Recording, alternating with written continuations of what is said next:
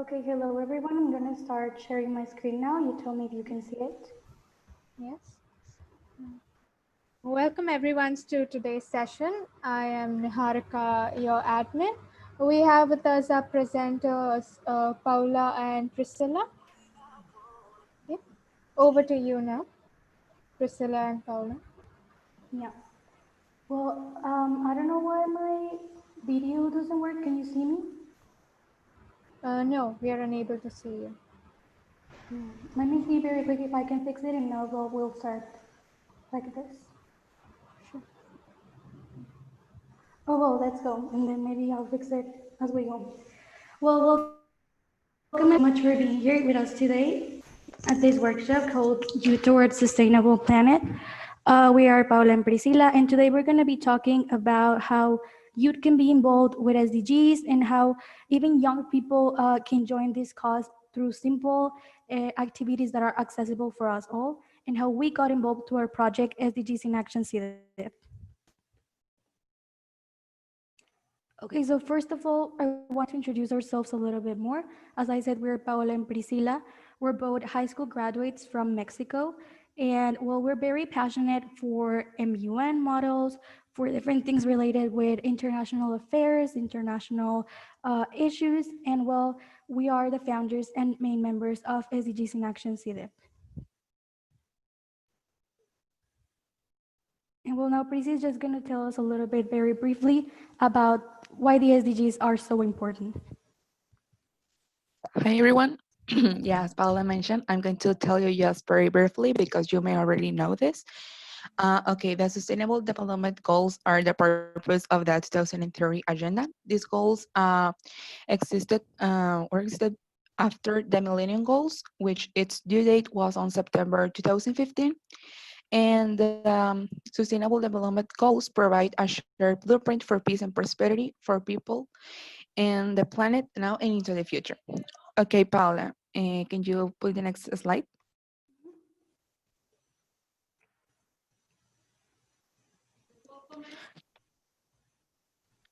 And well, in here we have the 17 SDGs that you may already know, which go from no poverty to partnerships for the world. Next slide, please. Okay, so as you may have heard or even experienced from many long time ago, we have been told that because we are young, we cannot give our opinion. First of all, we want to tell you a little bit of the causes of this. And well, because as the world, this is because the world is run by adults in many of the aspects, and there are in important hierarchy positions. I think that we could not give a powerful contribution of the society because of our missing of knowledge, maybe our level of studies, our experience. But little by little, young people has been able to introduce themselves in that world power or in that positions. An example that everybody know could be Greta Thunberg or Malala, and thanks to them, we have been able to prove the adults that actually we can do a big contribution to the society because we're also facing the world problems, but most of all, we also want to be part of the solution. So because of these reasons that are not fair at all, we have been shut down and our voice has not been heard, but that is about to change because we want to give youth a voice. Well, as Pri said, we want to give you a voice. We have been constantly, historically, been shut down without any valid reasons. And most of all, we want to give youth a voice because we know that youth can play a very important role in the development of society. We know that youth is the future, but not only the future. We are the present as well. And there is no better time to start working than now. Okay, before getting into more details of our club, we want to mention you some of the details, some of the characteristics, sorry, that we think that define the youth and that you may consider them when you want to act on different problematics that passion you, or yeah, you should remember them. First of all, we consider that the youth is young because, well, we have many experiences ahead because of our age, and in this, and now you can and get involved in many different activities and find what you're passionate about so that you define your future. And then we consider that the youth is optimistic because our generation is are people that truly believe in change and that we find solutions easy in an easy way. Also, we do this with the next characteristic, which is united. Because our generation believes in the teamwork, that it's better to work with your friends than working alone. And also in this characteristic, we find that we are more empathetic with the world problems with the youth in other parts of the world. And then the next characteristic is technological, because well, our generation is very attached to the advances of technology nowadays. So we can get advantage from this. For example, this summit or in the social media, we have been able to know experiences that most of the times we will have known. Also, we are able to help to spread awareness. And the last characteristic is hardworking, because all the previous mentioned, and also because we do not give up and we truly believe that we can make a contribution. So we work for that. Okay, to sum up this part of the presentation, we want to with this quote that we really like from Franklin Roosevelt that says that we can't always build the future for our youth, but we can build our youth for the future. And well, this is mostly like, okay, so maybe the previous generations haven't left us with the best planet to live on, but regardless of that, we have to work together as a young people now to create the future and to create the planet that we want to live in. Okay, so we want to mention you very briefly some of the general activities that you can do to get involved in many different ways. First of all, we have volunteering. As you may know, this can go from working with with children, with elderly people, with immigrants, or in many other different ways. Then we have the two activities that many of the times go together, which is raise fundings and donate. This can do this you can do this in many different ways, like activities or conferences in which the people that attend they are willing to donate money or donations in kind. Then we have other activities, which is share relevant information and get informed. As I was mentioning you, it's important to help to spread awareness so that more people get interested and most of all wants to take part of the solution and contribute in many different ways as possible.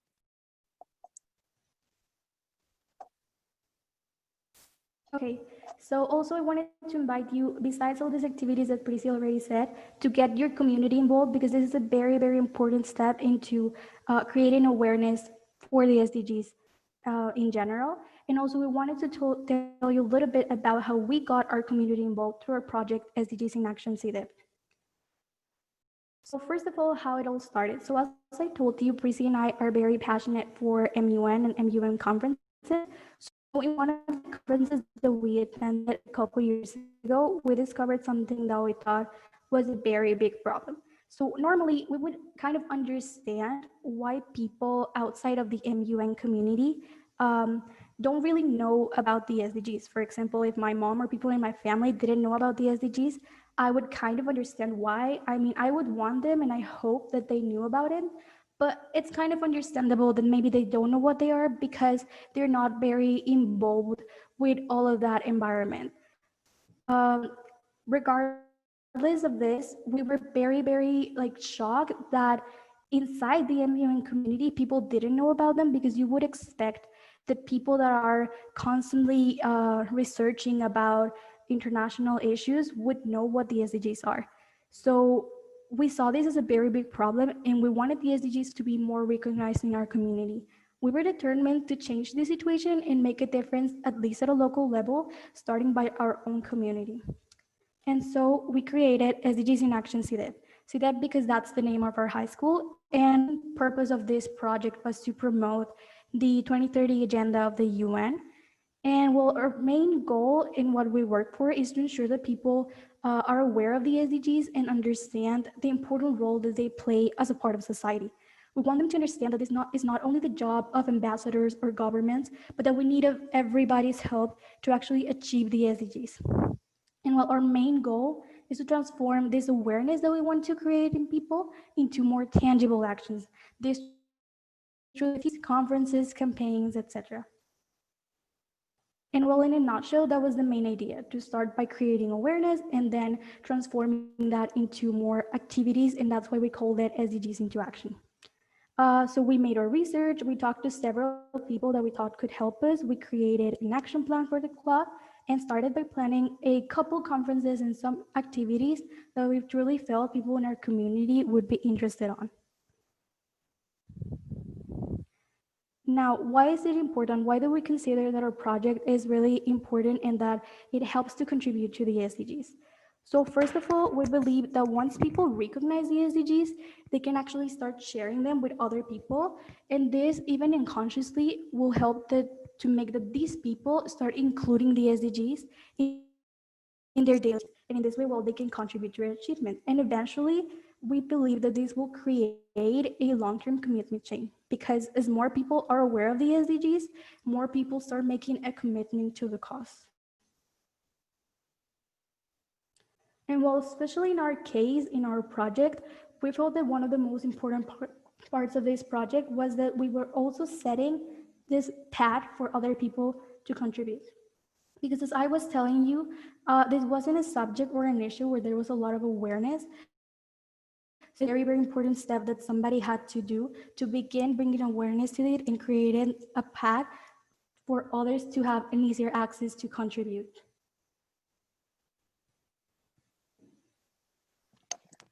Okay, so now we're going to tell you the process that we follow to develop activities in our club.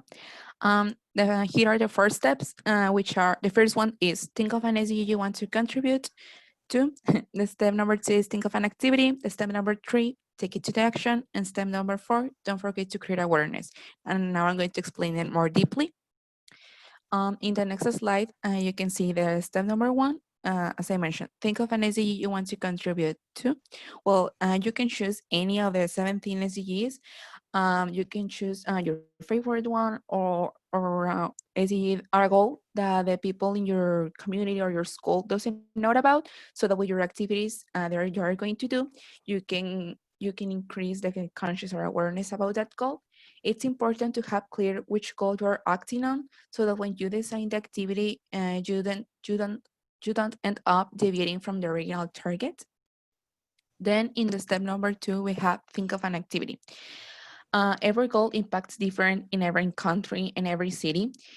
You need to pay attention to what specific needs your environment has, so that you can design the properly activity. Many of the time, we think that we need to go very far from when we are to make a big impact, but always remember that every little act matters. Now I'm going to mention you some of the examples that we have seen in our school or in our country. The first example is that the people don't know don't throw the trash on its place. So with this, and then you could do something to teach the importance of recycling, the impact of pollution, etc. This to help the goal number 13, which is climate action. Another example is, for example, us in Mexico, we receive immigrants or we have ethnic groups. So with this, from the activities that I was mentioning you before, we can raise fundings or make donations, and also increase the awareness of the living conditions of these people that most of the times are not the most appropriate. And all of this is to get involved in the goal number 10, reduce inequalities.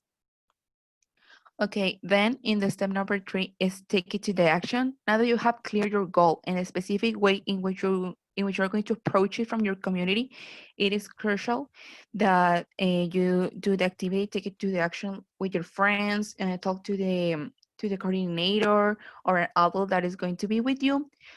And also, if you are going to need budget, do planned activities to gain that, and well, have fun during the activity.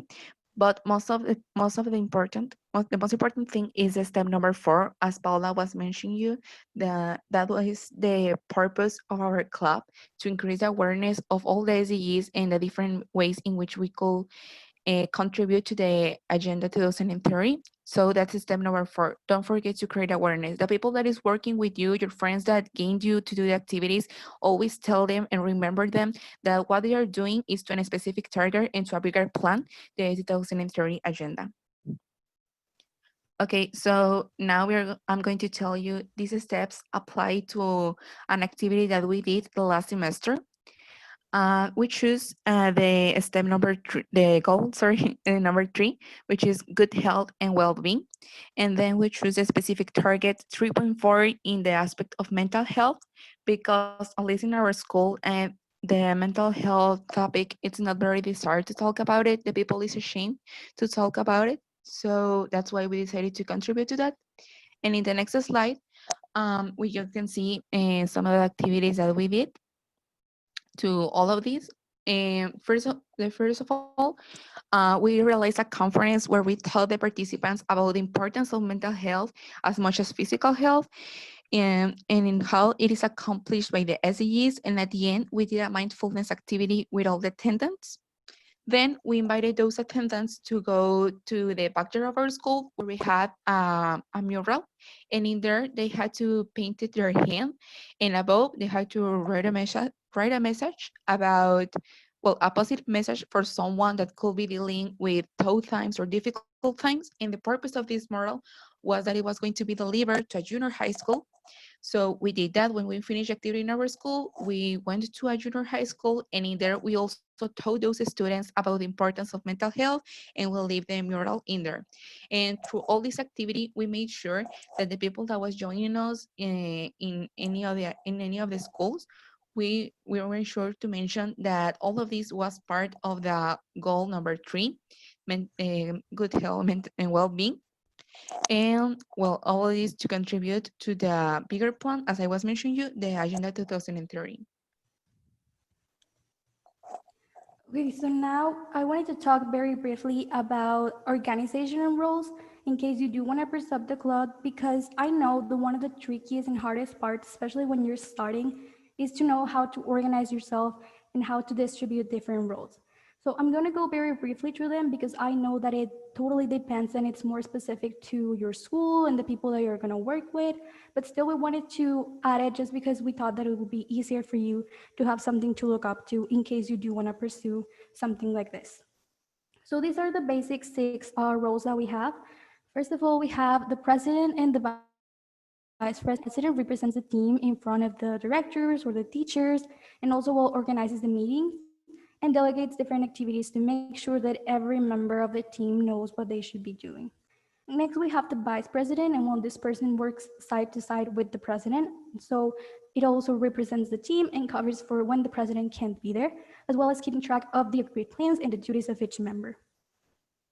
The next is the finances. So finances is a person that has to be aware of the money that's being spent, raised, or donated, and what also creates the budgets for the different activities. And next we have logistics. This person will investigate about the places where activities are going to take place, investigates the different rules or schedules that they have in order to create more intelligently planned activities. And also, this person establishes the different schedules and the plans to stay in the budget that the finances person already established. Next, we have a very important person, especially nowadays, so design and social media. This person is very, very important because, well, we know that we are very to social media, and this person will create posters, flyers, and design to inform about the different activities that are being done and what manages social media. And last but not least, we have public relations, and this person looks for sponsors and emails special guests, or in general, just communicates with people outside of the team who want to contribute with the project. Okay, so now that we have mentioned you what we do in our club, and we want to show you a video with pictures of our past experiences that we have had through our high school and activities.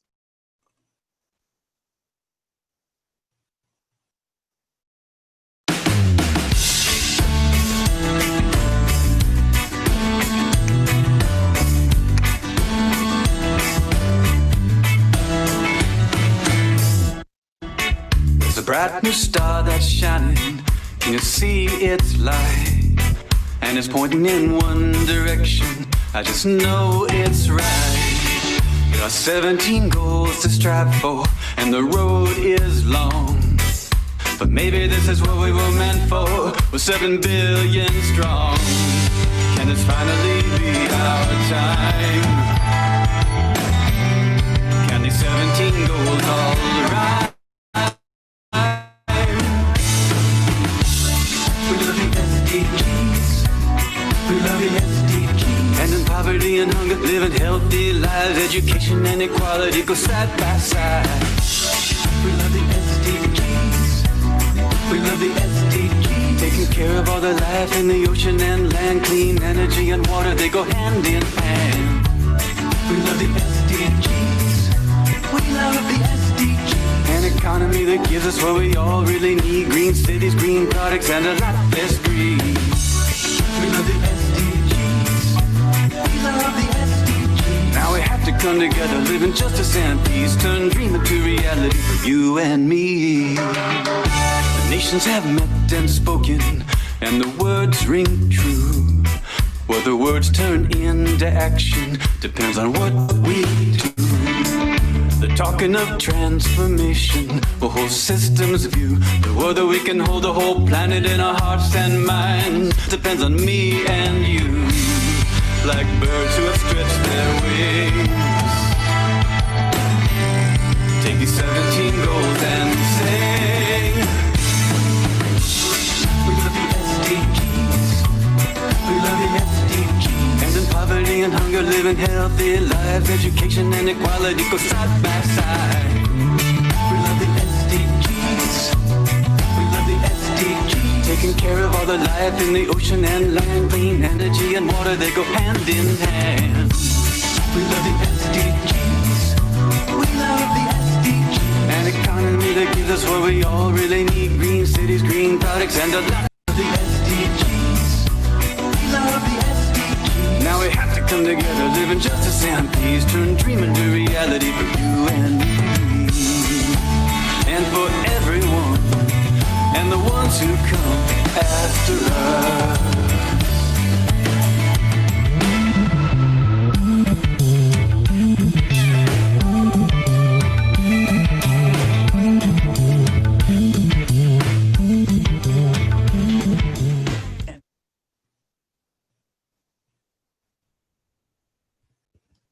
Okay, so well, that was our small video. Now we're gonna move on.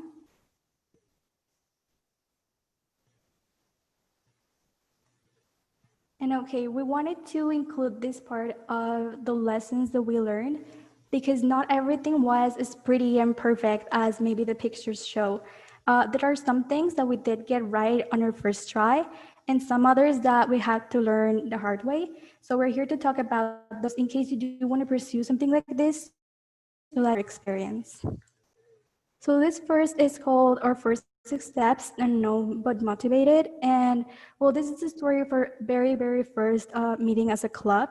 So as I told you, this wasn't an issue that was very much known in our community. So we thought, okay, we're going to implement a club here. They need to know what we're going to do and how we're going to have our different activities. And so we thought the smartest way to do that was by creating a meeting in the auditorium. And again, and we did not have like a full auditorium because we knew that it wasn't something that a lot of people were involved with, but we did expect to have some people there. So we asked for the auditorium, we got ready and prepared, we were very excited, and then this happened. So you can see there's maybe about 4 or 5 people in there. And again, we did not expect to like fill up the entire auditorium, but we definitely expected a little bit more people. And so that was a little disappointing. But what we learned from here was that we have to be determined and not give up. In part, this is kind of the main job of this kind of projects.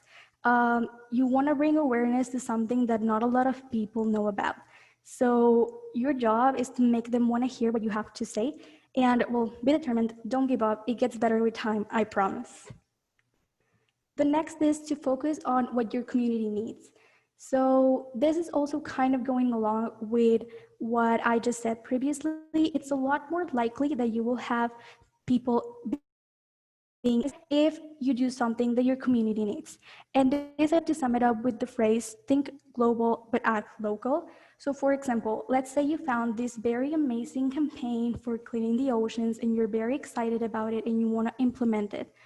but you don't live anywhere near an ocean. So maybe that's not something that applies for your specific community. And the smartest thing would be to look for something that you know your community needs and your community wants to be involved in. And in this way, you're more likely more participation and more people being involved and contributing. The next one is a very, very important one, and I think it's important even outside of the club and project area, just for life. Don't ever be afraid to ask. Especially when you're starting, you may have questions and you may need from other people, like from other people's help. So really, don't be afraid to ask, because most people are willing to help you, and great things happen when you dare to try, really. So these are some pictures of some people that helped us, either our or different projects, and really we're super thankful that they helped us, and I'm very happy that we took a chance and asked them, because as I told you, most people are going to be willing to help you, and the results that you can get are a lot better than if you did not ask. So really, don't ever be afraid to ask. And well, last, I would tell you to spread the message. As I said, we know that this is something that doesn't happen overnight, but you will see that as time goes by, your project is going to start growing. And one of the ways to go a longer way is to spread the message. Really, if you are making a project, it's a great thing. So let people know that you're doing this, spread the message, and in this way, you will eventually increase your impact and make this a lot bigger, and it can contribute a lot more to the cause. Okay, so now we are going to mention you some many other projects that are in our community. In the case that you don't want to do your club, that's totally fine. And here we mention you some of the examples of other activities that you can do also. Yeah, well, as Priscilla said, just like us, there's many other projects that you can join. Here, for example, we have some that we're very familiar with here in Mexico, but maybe in other parts of the world, you can also find many other projects. So here we have School on the Road, the Global Network of Young Politicians, One Young World, State of Youth, Stigma, and of course, MUN Impact, that provides us with wonderful opportunities for us young people to get involved.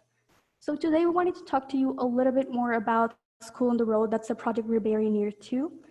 School on the Road is a project that was started by Mariana Avila, who's a friend of us. And well, she could start her project because she won a contest of One Young World. And in this way, her project could grow a lot more. And eventually, well, she became a part of the board of State of Youth. As you can see, On the Road is a project that provides students with MUN capacitation in different technological and quality education programs. Their main goal is to provide all of the country with quality education, not just education, but quality education. So they focus a lot on the SDG 4.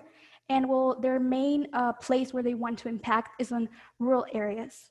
So here we brought a little video that you can see just so that you know a little bit more about what School on the Road does.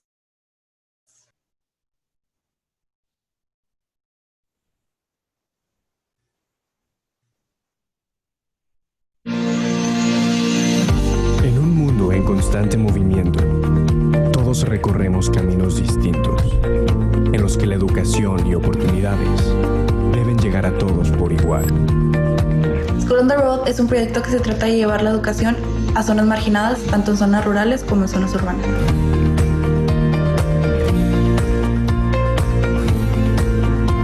School para mí es una forma en la cual alumnos de secundaria que tal vez no tienen la posibilidad o el acceso a diferentes oportunidades para su crecimiento personal y académico, se las podemos brindar de manera que ellos solo se desarrollen gracias a estas oportunidades que nosotros con mucho esfuerzo y entusiasmo se las damos.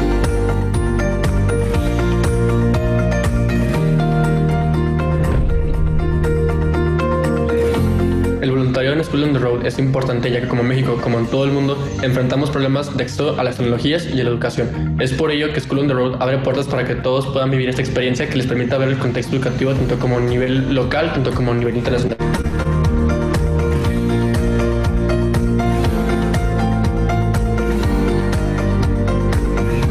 El ser voluntaria me permitió crear lazos y amistades inigualables con gente extraordinaria. Esta experiencia me ayudó a ver otra realidad porque a tan solo unos kilómetros de distancia te puedes dar cuenta de lo diferente que puede ser la vida a lo que estás acostumbrado a vivir.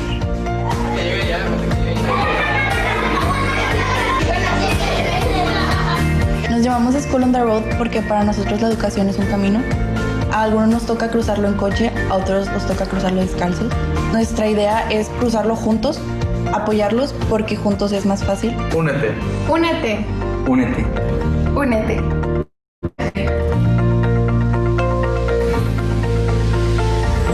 School on the road.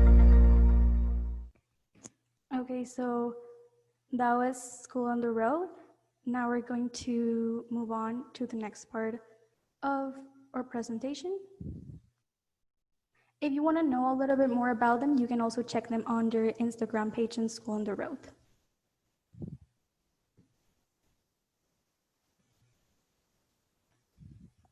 Okay, so now that we have told you everything about this, our club, and the different ways in which you can act if you don't want to start your club, we want to make a special focus on this, on the cruciality of the youth, why all of this is important. And well, first of all, because as young people, we are in charge of the future starting from now. So also the present, it's up to us how the world will be in a few years and how we are going to receive the younger generations. We need to act now.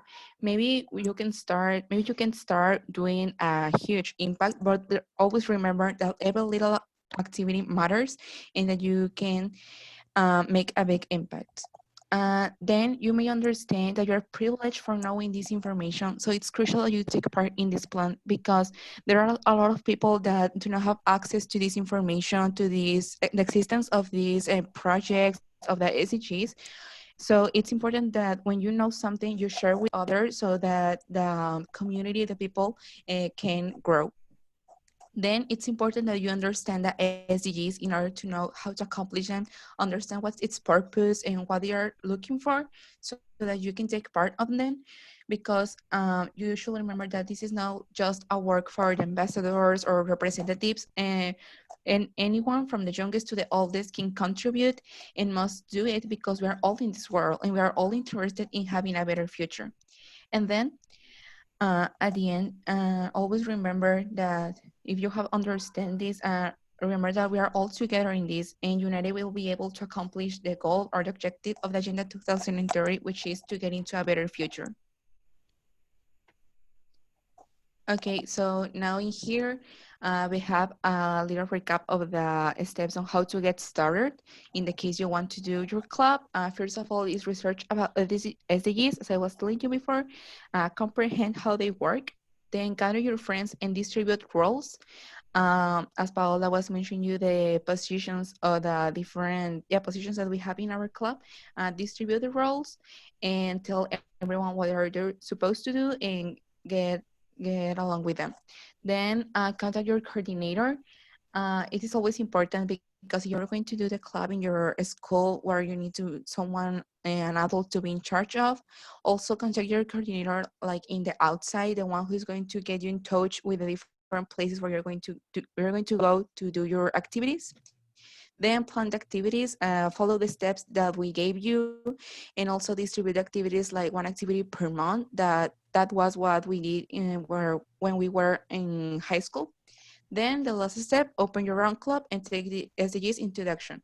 All of this is if you want to do your club, as I was mentioning you, but if you want to do or if you don't want to do it, you can also get involved in many different ways, as we told you. Yeah. Well, that was all. If you have any questions, we will take them now. And if we don't get to take them, you can always contact us either on our Instagram or our mail.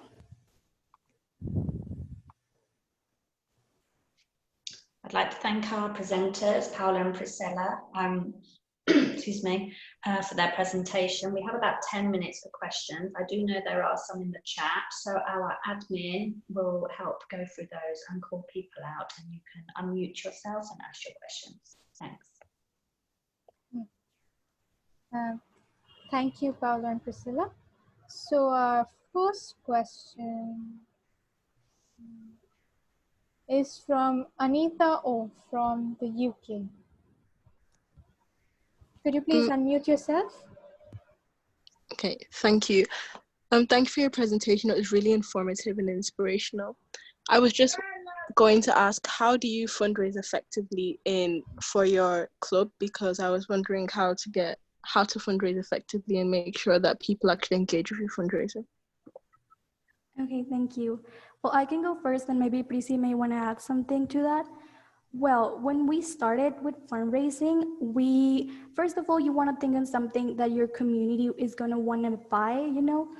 There are several ways in which you can create fundraisers. What we have seen of other clubs is that they created like concerts.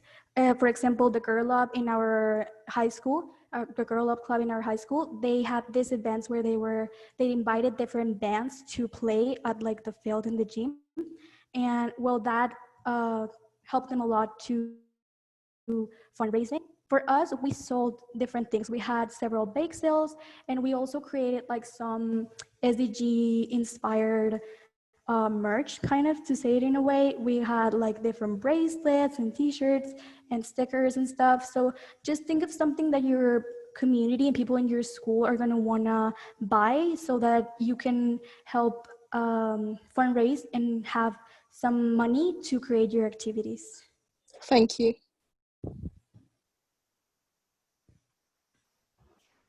Okay, thank you, Anita, for the question. Next up, we have Mario F from Mexico. Could you please unmute yourself and ask the presenters your question?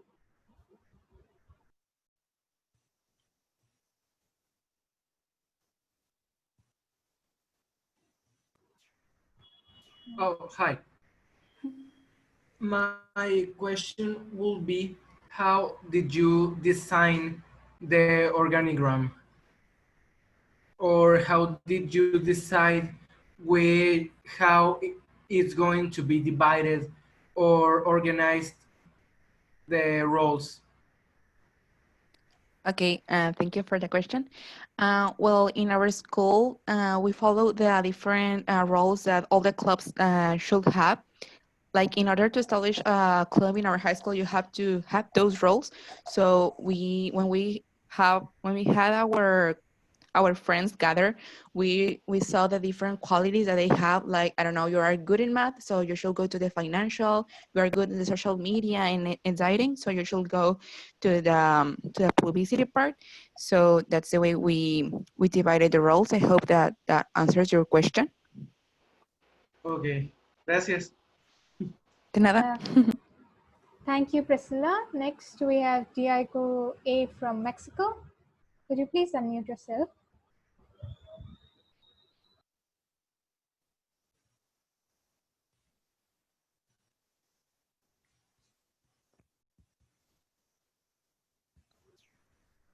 Diego A from Mexico. Could you please unmute yourself and ask the presenters your question? You had raised your hand. Yes, thank you. Well, first of all, thank you for the conference. It was amazing, all the things that you say. Thank you. Well, my question is, how did you could get sponsors or resources for the activities? Okay, well, I can go first, and maybe Prissy wants to add something to this. This is a very interesting question. Thank you so much for asking. First, when we were first starting, we put on like our own money, because, well, the school does have like some budget for this, but the activities we wanted to do and we wanted to start with were a little bit more expensive than that. So first we put our own money, but eventually, as I said, we started with fundraising activities and different campaigns that helped us actually earn some money and put that back. So as I said, mostly you can contact your school. Most of the times they will have some budget designed for the school club, so maybe you can get some help there. But also, if not, just get creative with the fundraising activities. There's a lot of ways in which you can raise money, and that will help you a lot to create your activities. What you just said also about the sponsors, as I said, don't be afraid to ask. There's a lot of different companies or organizations that would also be willing to help you if you just asked. So I don't know if Priscilla may want to add something to that. Or No, it's fine. Just always remember, Uh, like in our school, we sold like bracelets, stickers. Like, uh, think of what someone of your age or in your school would buy, and that will work totally.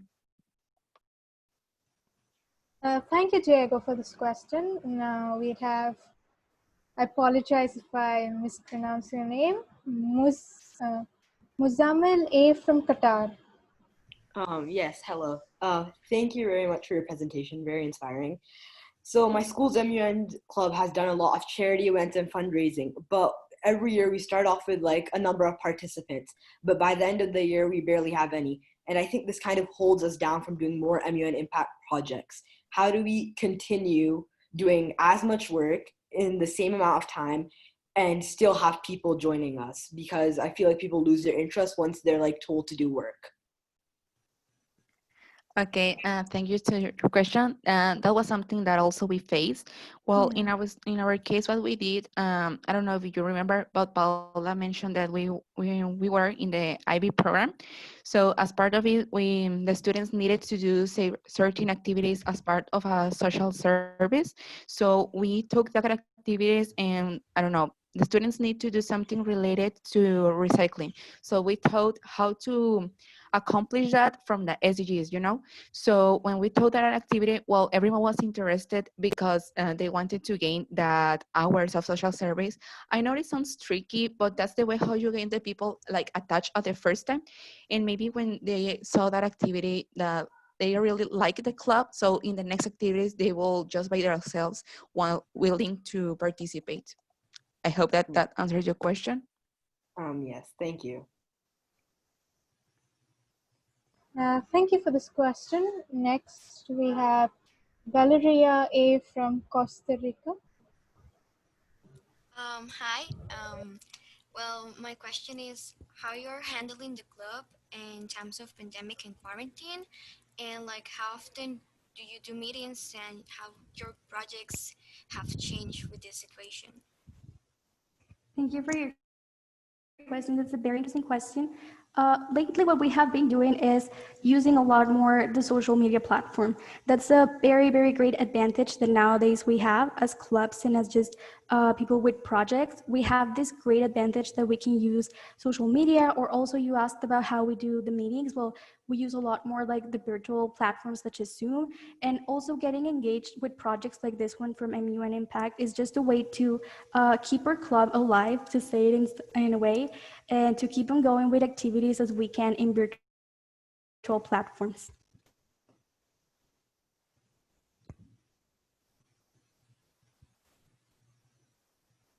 Thank you so much.